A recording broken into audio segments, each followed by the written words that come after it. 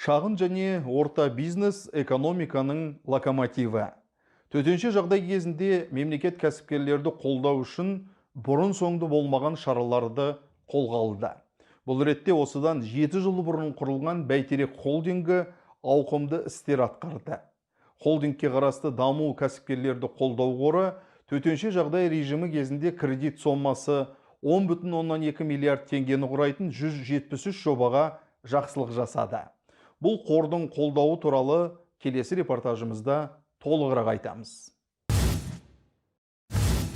Елдегі төтенше жағдай кезінде Қазақстан президенті Қасым-Жомарт Тоқаев халықты, шағын және орта бизнесті, ауыл шаруашылығы тауарын өндірушілерді қолдау туралы тапсырма берді. Бұл тапсырмалардың әрбірі Бәйтерек холдингінің қатысуымен жүзеге асты. Яғни Бәйтерек холдингі кең дүние таралған шақта дағдарысқа қарсы іс-шараларды іске асыруда маңызды құрал бола алды. Холдингтің Қазақстандағы микробизнес, шағын және орта кәсіпкерліктің тұрақты дамуына қолдау көрсетіп келе жатқаны баршаға мәлім. Пандемия кезінде де Бәйтерек холдингі даму кәсіпкерлікті дамыту еншілес ұйымы арқылы шағын және орта бизнес өкілдеріне барынша көмектесті.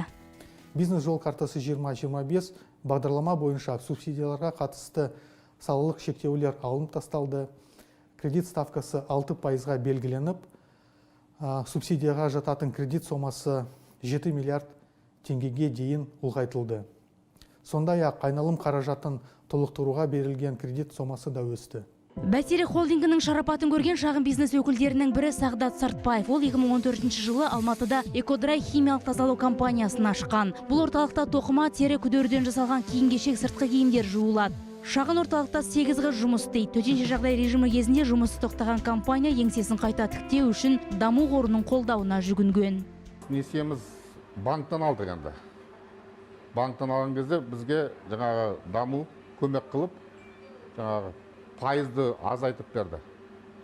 Банкта 14% болса, бізге 6%-бен даму арқылы несие алдық. Сол несенің арқасында мына Европадан үлкен оборудование алдық. Бәйтерек холдингі субсидиялау құралы бойынша 72 миллиард 4 миллион теңге кредит сомасында 348 жаңа жобаға қолдау көрсетті. Сондай-ақ дағдарысқа қарсы шаралар шеңберінде қарапайым заттар экономикасы бағдарламасына өзгерістер енгізді.